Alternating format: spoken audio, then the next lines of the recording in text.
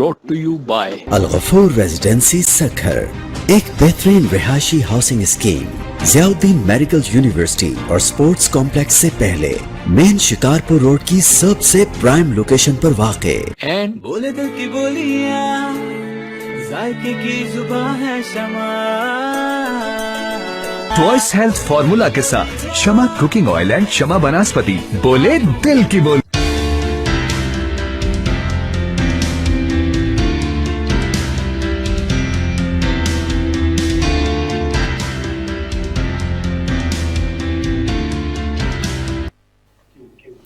नाज़रीन अस्सलाम वालेकुम।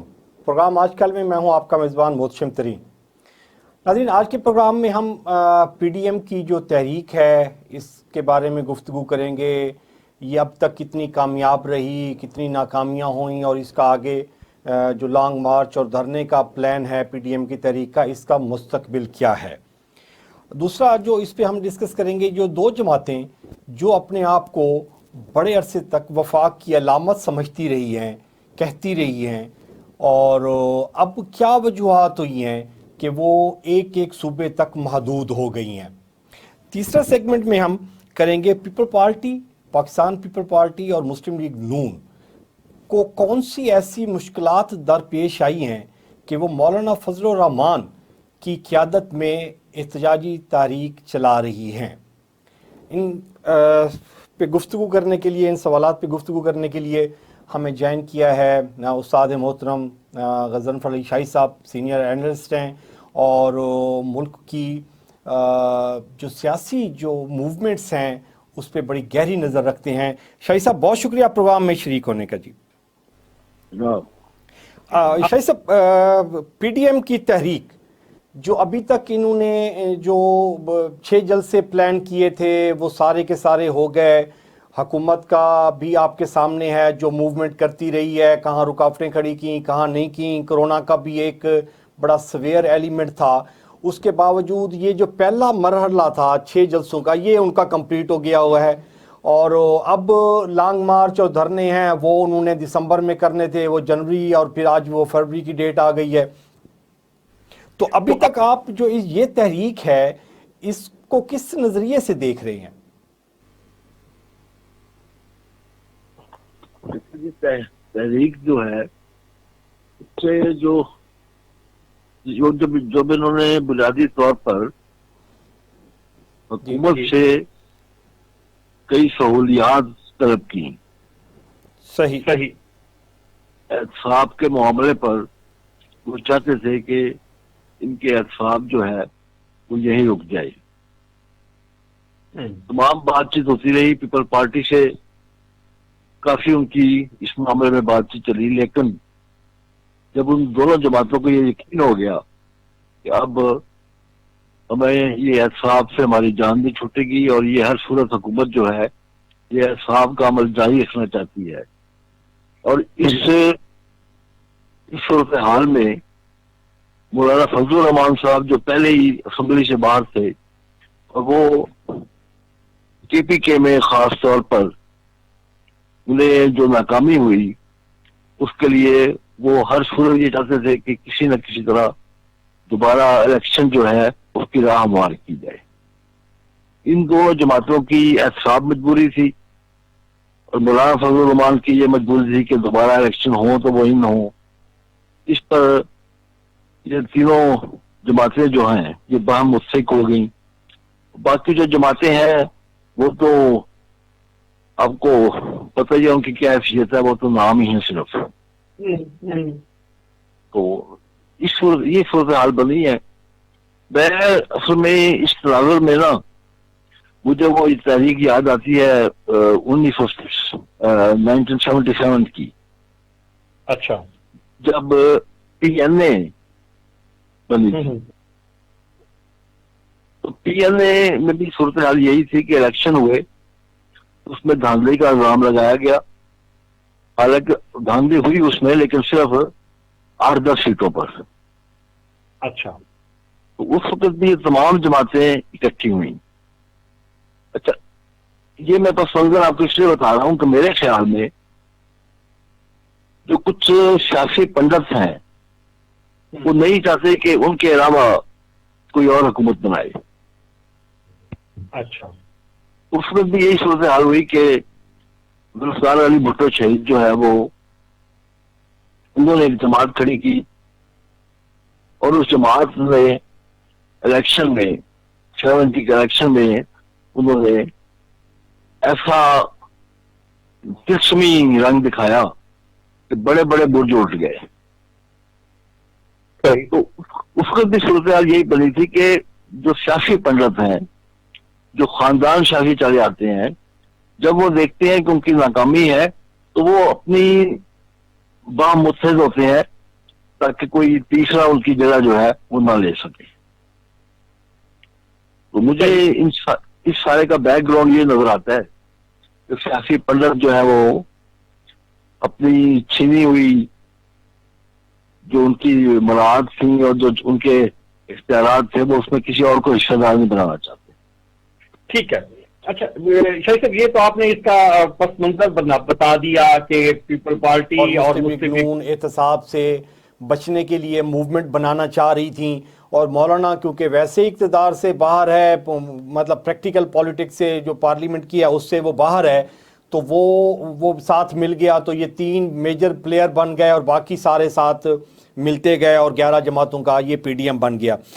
तो ये इन्होंने जो प्लान किया था कि ये हमने 6 जलसे करने हैं और उसके बाद हमने लॉन्ग मार्च करना है, फिर हमने धरना देना है, तो इसमें जो 6 जलसों में जो उनका जो टारगेट था, क्योंकि आपकी बड़ी गहरी नज़र है इन पॉलिटिकल पार्टीज की मूवमेंट पे, जो उन्होंने जो प्लान किया हुआ था कि जी हमने सपोज 0 से 10 तक अगर हम स्केल बना लें तो हम 6 जलसे करने के बाद 7 पॉइंट तक पहुंच जाएंगे या 6 तक पहुंचेंगे या 8-9 तक पहुंच जाएंगे। तो अभी तक जो 6 जलसे हैं इसमें पीडीएम की अचीवमेंट क्या है? देखिए जी, पीडीएम की अचीवमेंट जो है वो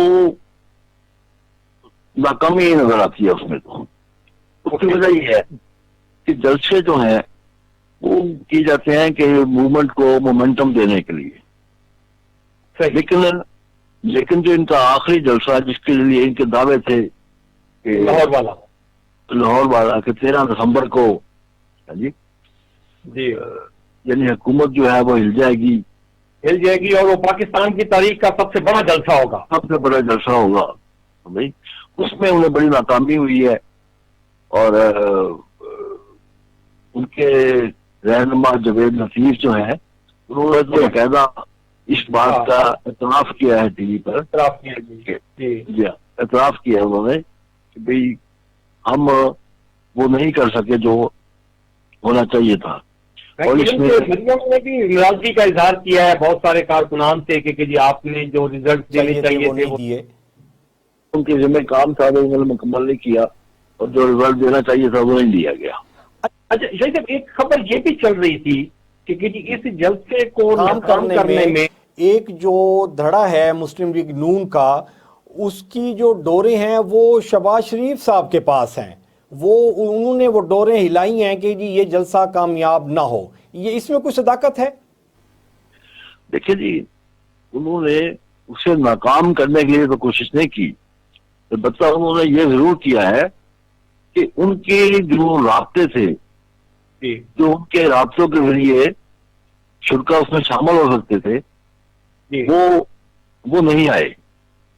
सही, क्योंकि वो उन्हीं के राब्तों से उन्होंने शामिल होना था, वो नहीं आए। और उसकी जो मेन वजह है वो ये भी है कि जो इन्होंने कमेटियां बनाई, मरियम नवाज साहबा ने जो कमेटियां बनाई उनमें उन्होंने चुन चुन के अपने बंदे डाले और उनके बंदों को नजरअंदाज किया गया। अच्छा, तो वह जब उन्हें नजरअंदाज किया गया तो वो भी एक्टिव रोल नहीं किया होगा, वो भी मायूस हुए और वो भी इनएक्टिव हो गए। ये सूरत हाल बनी। अच्छा, मुस्लिम लीग नून पे गुफ्तगू कर रहे हैं, तो मुस्लिम लीग नून के ये इसमें फैक्ट है कि ये शहबाज शरीफ का बयानिया और नवाज शरीफ का बयानिया ये अलहदा था, जिसकी बेस पे ये शहबाज शरीफ गारंटर बने नवाज शरीफ के, ये नवाज शरीफ बाहर चला गया, फिर एक बड़े लंबे अरसे तक के लिए मरियम का ट्विटर और इसके बयान और मूवमेंट जो सियासी थी वो बिल्कुल ब्लॉक रह गई, क्योंकि लगता ऐसे था कि कुछ सेटलमेंट हो गई है हुकूमत के दरमियान और इनके दरमियान, जिसकी वजह से ये खामोशी है। तो फिर ऑल ऑफ सडन यकदम ये हुआ है कि जलसे भी हो गए और बयानिया भी बड़ा सख्त हो गया। गुजरांवाला के जलसे में नवाज शरीफ साहब ने भी बड़ा स्ट्रेट फॉरवर्ड नेम पॉइंटिंग कर दी कि ये बंदा इलेक्शन चोरी किए, जजेस पे इन्फ्लुएंस करके फैसले करवाए गए। तो ये इनमें कुछ दो है बयानिए की कोई डिफरेंस है? देखिए जी, इनका बयानिया दोनों भाइयों का हमेशा ही मुख्तलिफ रहा है। अच्छा, लेकिन वो रहा है इन दोनों की पॉलिसी के तहत कि नवाज शरीफ हमेशा अग्रेसिव होता था, नवाज शरीफ जो है वो स्टेबलिज्म से राब्ते रखता था। ओके, ये शुरू से ही इनका यही था। आप देखिए जब ये इनको ये गए, इनके बकौल जो इन्होंने खुद तिलावत नहीं ली, माफी पर लेकर गए, जब उसमें उस वक्त भी यही कहा जाता था कि जी शहबाज शरीफ को ऑफर हो रही है। जी हाँ, जी हाँ, तो इस मतलब आप आ जाओ, सिर्फ आप आ जाओ और आप पॉलिटिक्स में नवाज शरीफ नहीं। तो इसका मतलब है कि एस्टेब्लिशमेंट से राब्ते हमेशा यहाँ शहबाज शरीफ ही रखता है। उन्हीं के राब्तों की वजह से ही। लेकिन दोनों की ये पॉलिसी, दोनों की रजामंदी से ही उन्होंने ये पॉलिसी अपनाई हुई थी। और अब जो सूरत हाल है वो ये थी कि नवाज शरीफ जो है वो चाहते थे कि शहबाज शरीफ साहब जो है वो उनसे राब्ते में रहें और रहे। लेकिन जब उन्होंने बता दिया कि कोई सूरत हाल नहीं बन रही, आपको कोई रियायतें नहीं मिल रही, उसके बाद नवाज शरीफ साहब ने जनाब अग्रेसिव पॉलिसी पाई। अच्छा, जो अंडरस्टैंडिंग और जो कॉपरेशन नवाज शरीफ और शहबाज शरीफ के इन बिटवीन था, जो कॉपरेशन था, जो अंडरस्टैंडिंग कह लें या जो मुरव्वत कह लें, रवादारी कह लें, जो भी था, तो वो अंडरस्टैंडिंग और वो रिलेशनशिप हमजा और मरियम में डेवलप हो सकेगा? नहीं, वो नहीं हो सकेगा। आप देखें, ये आप किसी भी खानदान को उठा लें तो वो जो बुजुर्गों में जो राब्ते होते हैं वो आगे औलाद में वैसे तलकात नहीं चलते। ये अच्छा, तो आप ये जेन्युइनली जो शेख रशीद साहब कहते हैं कि ये नून में से शीन निकलेगी, तो ये इसके चांसेस हैं? चांसेस जब तक नवाज शरीफ और शहबाज शरीफ हयात है उस वक्त तक तो ये खुलकर आमने सामने नहीं आएंगे। और शीन निकलने का मुझे तो कोई चांस नहीं लगता, नीम निकलने का कोई चांस नहीं लगता। अच्छा, नहीं, चांस भी नहीं है, लेकिन मरियम की लीडरशिप में शहबाज शरीफ और हमजा बैठने के लिए तैयार हो जाएंगे, आप ये कहना चाह रहे हैं? देखिए, लीडरशिप जो है, लीडरशिप तो उसके हाथ में इस वक्त है ना कि शहबाज शरीफ साहब अंदर है। अगर शहबाज शरीफ बाहर होते, सदर तो वही है पार्टी के, सही, तो ये इनका रोल ये रहेगा कि खिताब वगैरह का, लेकिन फैसले जो है वो तो शहबाज शरीफ के ही चलेंगे जब वो बाहर आ गए। वो बाहर आ गया, ये तो मुमकिन नहीं है कि फैसले जो है पार्टी पे वो मरियम के लागू हों, ये मुमकिन नहीं। अच्छा, फिर दूसरा जो सेगमेंट है हमारा, वो मेरा क्वेश्चन था कि जी जो दो बड़ी जमातें रही हैं, पाकिस्तान पीपल्स पार्टी और मुस्लिम लीग नून, जो एक टेन्योर में अपने आप को क्लेम करती रही हैं कि हम वफाक की अलामत हैं और चारों सूबों में हमारी रिप्रेजेंटेटिव है, तो अभी क्या हुआ है कि ये दोनों जमातें एक एक सूबे तक महदूद हो गई हैं?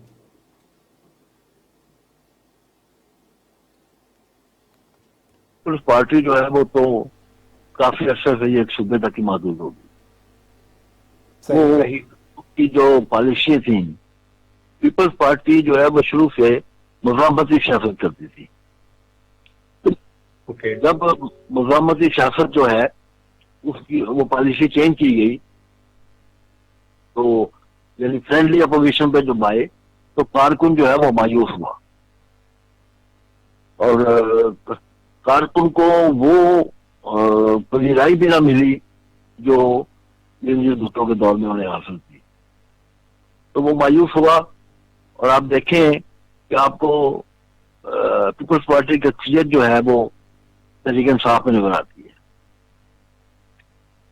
सही है। ये अच्छा सर, ये आप जब कह रहे हैं कि ये मफाहमती सियासत की तरफ आए, और ये कब की बात कर रहे हैं आप? ये किस टेन्योर में ये इन्होंने अपना फलसफा बदला और मज़ामती सियासत से ये मफाहमती सियासत में आए? ये जरदारी साहब के टेन्योर में जब ये प्रेसिडेंट बने हैं, या उससे पहले बीबी ने भी मफाहमती सियासत शुरू कर दी थी जब एनआरओ चला था? मफाहमती सियासत जो है वो जब वो इन्होंने वो साइन किया charter of democracy, charter of democracy, तो उस वक्त से मज़ामती सियासत जो है वो शुरू हो गई। लेकिन उसके बाद इक़्तिदार में जब आई बेनज़ीर साहबा इक़्तिदार में आई, और काफी के बाद जो बेनज़ीर साहबा जब मर्डर हो गई, तो उसके बाद आसिफ जरदारी की जब इक़्तिदार हाथ में आया तो मुकम्मल तौर पर मज़ामती सियासत खत्म हो गई, और फिर फलाजोई की सियासत चली।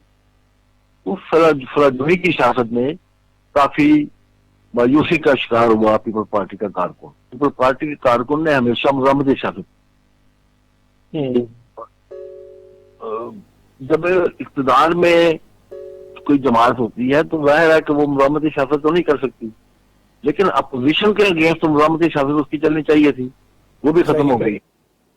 उसके बाद कारकुन जो है वो मायूसी का शिकार हुआ।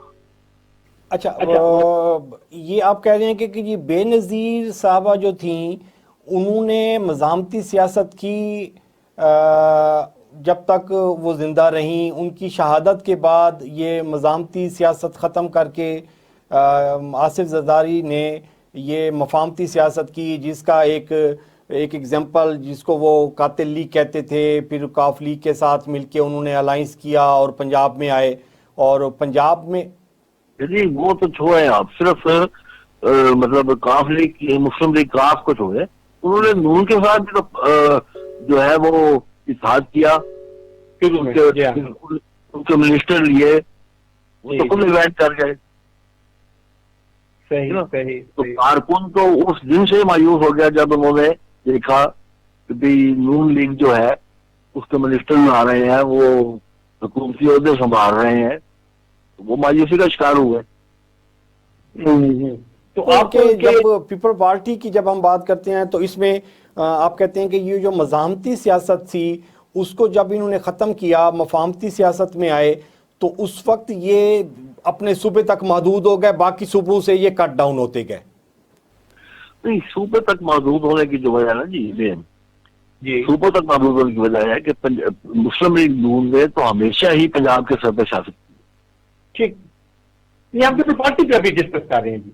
हाँ, पीपल्स पार्टी जो है वो सूबे तक महदूद हो गई, क्योंकि उसकी जो पंजाब में उसके कारकुन था जिन्होंने नवाज शरीफ दौर में बड़े मसाइब झेले थे, जब वो मायूस हुआ जब उन्होंने देखा कि ये मफाहमती सियासत शुरू हो गई है, हत्ता कि हुकूमत बनाने में भी उनको शामिल किया जा रहा है, तो वो उसने लातरकी शुरू कर दी।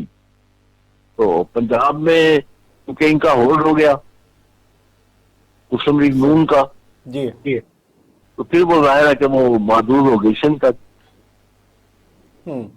अच्छा, ये जो एनआरओ है शाही साहब, जो एक ये भी खबर है कि जी बीबी जब वापस आई हैं तो ये एनआरओ करके वापस आई थी, कुछ इस तरह की कोई डील हुई थी, बाद में फिर नवाज शरीफ भी उस डील का हिस्सा बना, तो ये इसमें कोई हकीकत है? बिल्कुल हकीकत है। मैंने एनआरओ होने से पहले मैं उस वक्त पाकिस्तान में था, तो मैंने एनआरओ होने से कोई तकरीबन एक माह पहले खबर दी थी, और उस एनआरओ के तहत ये भी बेनजीर साहबा ने तय किया था कि सदर जो है वो जनरल मुशर्रफ ही रहेंगे। एनआरओ का मेन हिस्सा यही था कि इनके केसेस खत्म होंगे, ठीक है, और मुशर्रफ ये बेनिफिट हासिल करेगा कि प्रेसिडेंट वही रहेगा। सही सही। तो आपकी आपकी मुलाकात भी बीबी के साथ हुई थी जो ये मुफाहमती या एनआरओ के सिलसिले में कुछ नहीं, इस बारे में?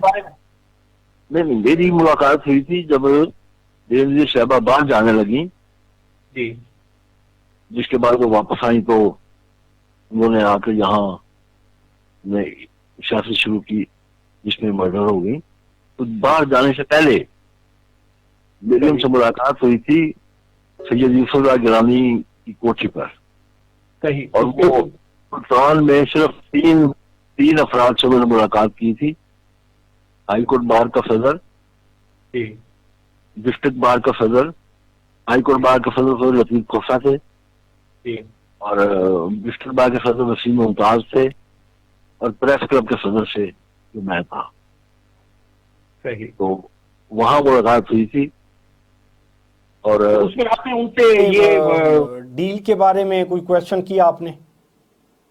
नहीं, डील के बारे में सवाल नहीं किया गया, क्योंकि उस वक्त वो जो मुलाकात थी उसमें बेनजीर साहबा जो है उन्होंने लतीफ खोसा साहब से बुकला के बारे में बात की, सही, और वसीम मुमताज से भी बुकला के बारे में बात की सही, कि बुकला क्या रोल प्ले कर सकते हैं इस सिलसिले में। और मेरे से उन्होंने इस मीडिया के मामले में बात की। अच्छा, शाही साहब, ये जो हम अगर पीपल पार्टी को डिस्कस करें, जी जी जी जी, उस मुलाकात में ही बेनजीर भुट्टो साहब ने कहा कि जब तमाम बंदे बाहर से आकर इक़्तिदार संभाल सकते हैं जी, मैं यहाँ केसेस क्यों भुगती रहूं? पहले भी डिसाइड कर लिया है यहाँ, बिल्कुल ये कहा कि मैंने ये डिसाइड कर लिया है कि मैं भी बाहर जाऊंगी, और जिस तरह वो बाकियों को गारंटी देकर यहाँ भेजते हैं उसी तरह मैं भी गारंटी लेकर वापस पाकिस्तान आऊंगी। ये यूसुफ गिलानी की कोठी पे आपकी जब मुलाकात हुई थी, लतीफ खोसा भी थे, और उसमें ये बीबी ने कहा कि यूसुफ गिलानी वहां नहीं थे, ख्वाजा रिजवान आलम वहां मौजूद थे, और वही ये इंकशाफ हुआ कि कासिम ज़िया जो है जी हाँ, उनको पंजाब का पीपल पार्टी पंजाब का सदर बनाया जा रहा है। अच्छा, सही सही सही। तो वो सारे जो उनका जो फलसफा था पीपल पार्टी का, वो सारा उन्होंने कहा कि जी मैं इसको एक साइड पे रखती हूँ, मैं भी बाहर जाके डील करके गारंटी लेके तो मैं वापस आके इक़्तिदार में बैठती हूँ, मुझे क्या जरूरत है मैं केसेस भुगतूं? ऐसा ही था? बिल्कुल ये कहा। ओके, तो अच्छा सब, ये जो अगर हम पीपल पार्टी की पंजाब में सियासत को देखते हैं तो वो आपने बताया कि जी मफाहमती सियासत की वजह से ये सारा कुछ वो एक जगह पे पैक होके बैठ गए।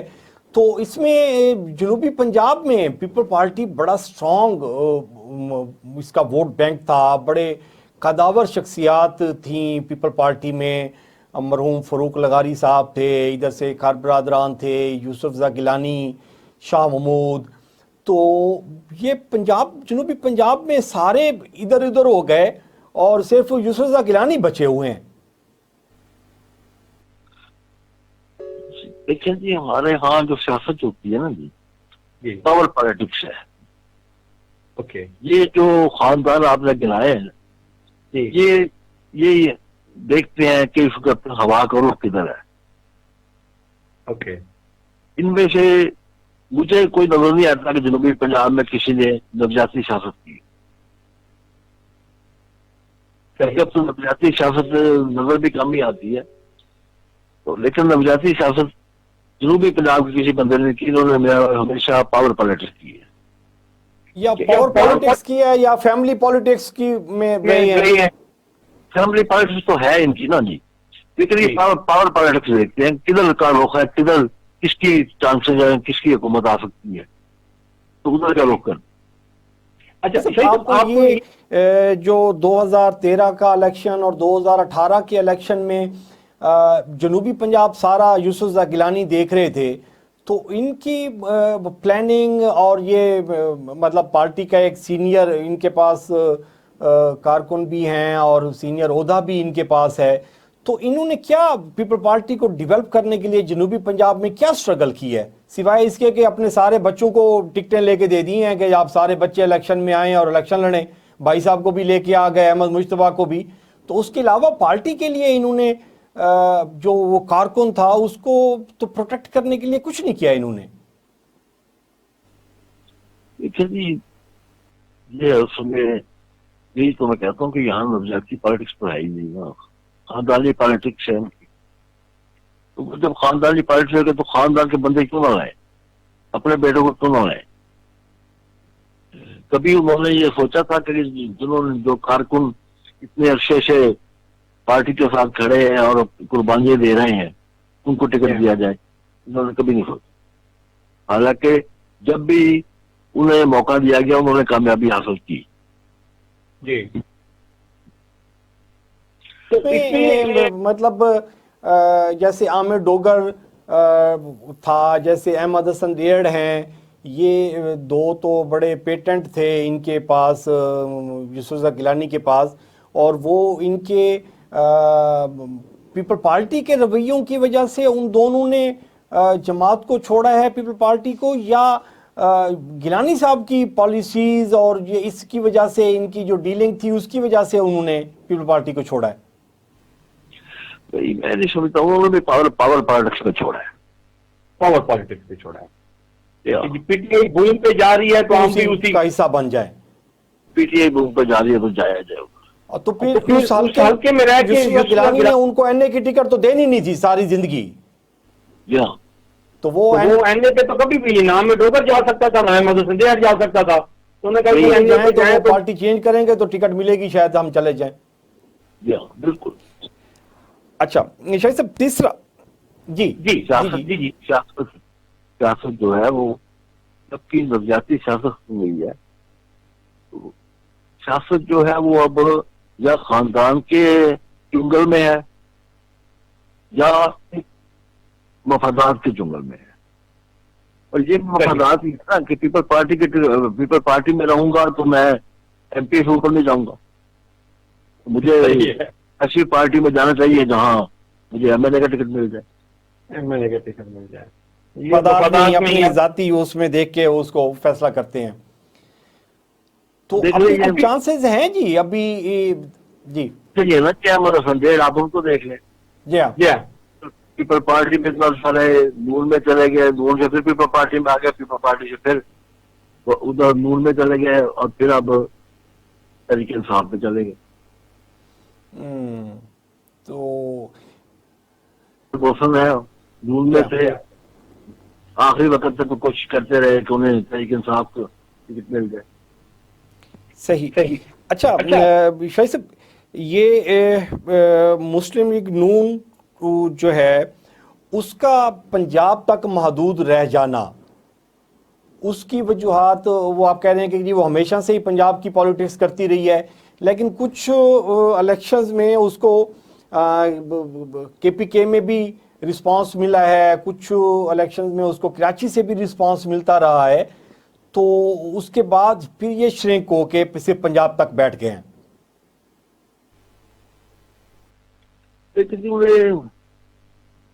कराची से तो मेरा ख्याल कोई रिस्पांस नहीं मिला, केपीके से मिला। सिंध में कुछ 2-4 सीटें कोई निकाल लेते होंगे, ये रिस्पांस तो ना होगा ना जी। इससे बड़े सूबे सिंध में अगर वही 2 सीटें ले जाते हैं जी तो रिस्पांस तो नहीं। अलबत्ता केपीके में उन्होंने अब एक दफा गवर्नमेंट भी बनाई है, जब पी साबिर शाह के वो वजीर आला बना था तो वो गवर्नमेंट भी बनी थी उनकी। ये केपीके में उनका वोट बैंक है, अब भी है वोट बैंक उनका। ठीक है, ये ज्यादा बात है कि अब वो जब इलेक्शन होता है तो उसमें कई उम्मीदवार होते हैं, कई मुस्लिम पार्टियों के, तहरीक इंसाफ जो है तो एडवांटेज होता है, लेकिन उसका वोट बैंक है केपीके में। लेकिन पंजाब सब उन्होंने हमेशा पंजाब की है। अच्छा शाही साहब, क्या आप इस बारे में मुझे कमेंट करें, आपके वैल्यूएबल होंगे कमेंट्स डेफिनेटली। अगर पीपल पार्टी ये एहतजाजी तहरीक इंडिपेंडेंटली चलाती, उसको क्या रिस्पांस मिलना था? पार्टी इंडिपेंडेंट चलाती तो वो सिंध में चला सकती थी, पंजाब में तो चला ही नहीं सकती। अच्छा पंजाब में जी तो आप उसका देखें कि उनकी कारकुनों की तादाद ही अब बहुत कम रह गई है। एहतजाज करने के लिए तो बंदे जाने मतवाले चाहिए जी एहतजाज में शामिल होने के लिए। जलसों पे जाना और बात है, एहतजाज करना जो है वो मुश्किल चीज है।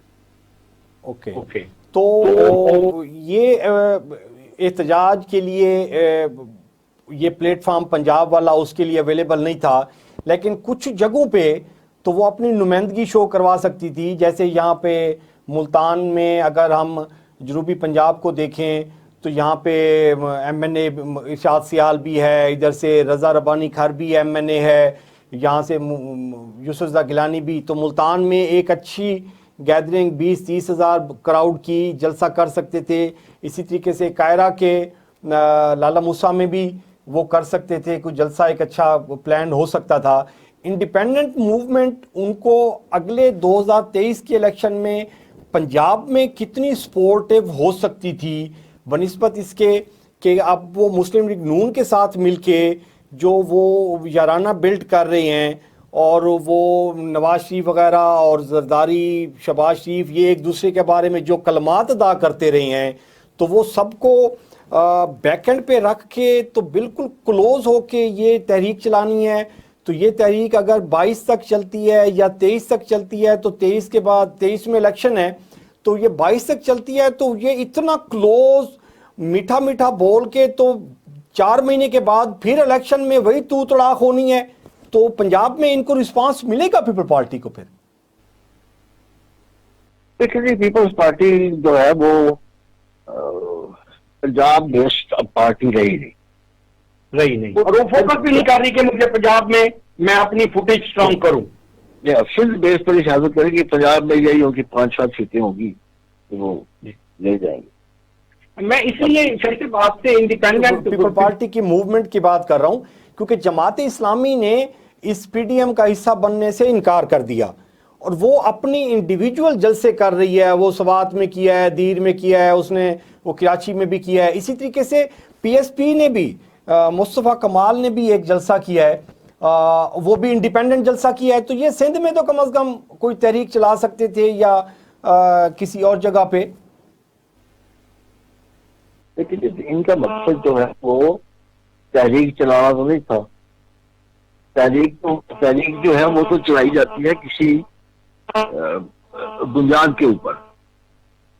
इनका जो मेन मकसद था वो तो हुकूमत को दबाव में लाना था, सही, ताकि उन्हें एनआरओ मिल सके। तो दबाव में लाने के लिए तो ये जरूरी था कि ज्यादा से ज्यादा पार्टियां जो हैं वो इकट्ठी हों और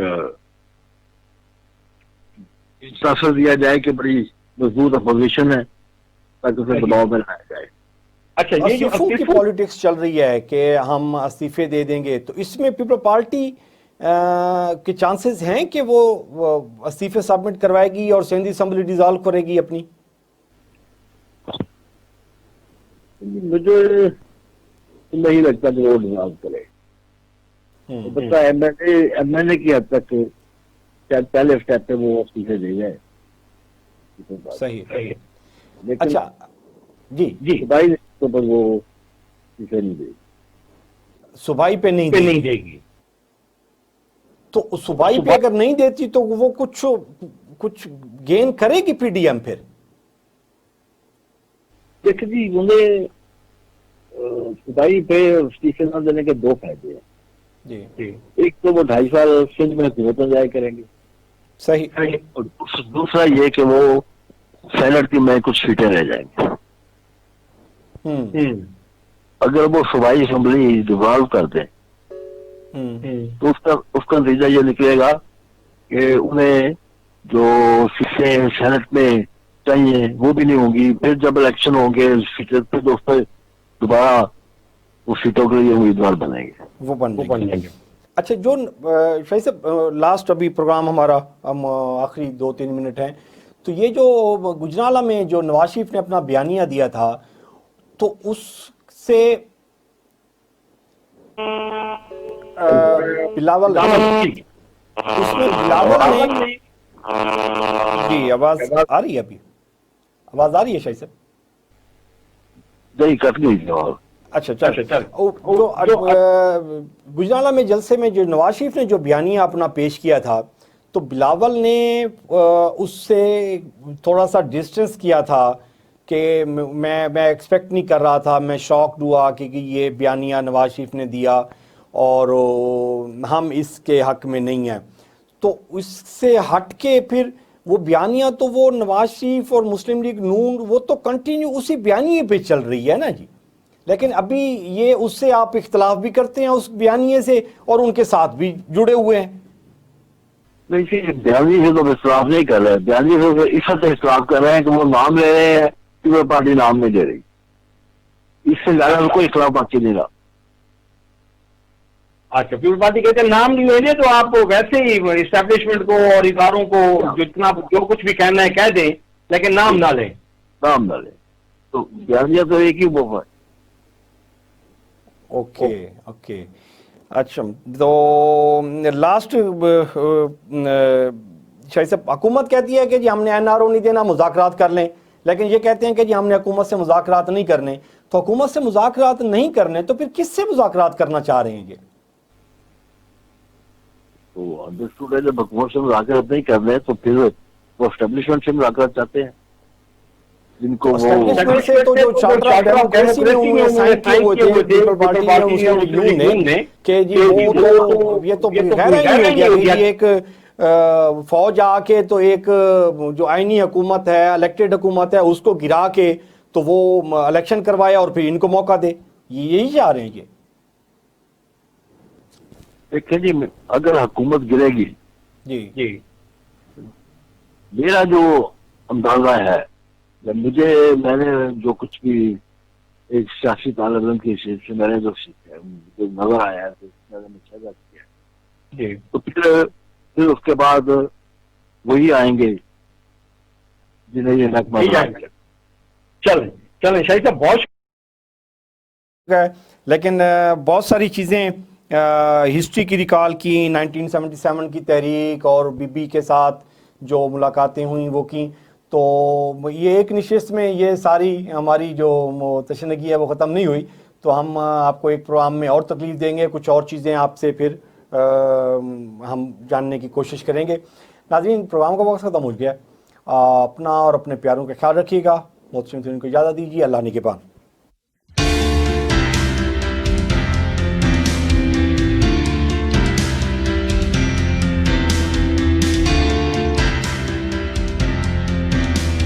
हम लाते हैं टॉप न्यूज, आपके फेवरेट टॉक शोज और अनलिमिटेड एंटरटेनमेंट सिर्फ यूट्यूब पर। अगर आपने अभी तक हमारा चैनल सब्सक्राइब नहीं किया तो अभी सब्सक्राइब करें और बेल आइकॉन को क्लिक करके हमारी लेटेस्ट वीडियोस के बारे में अपडेट जानें।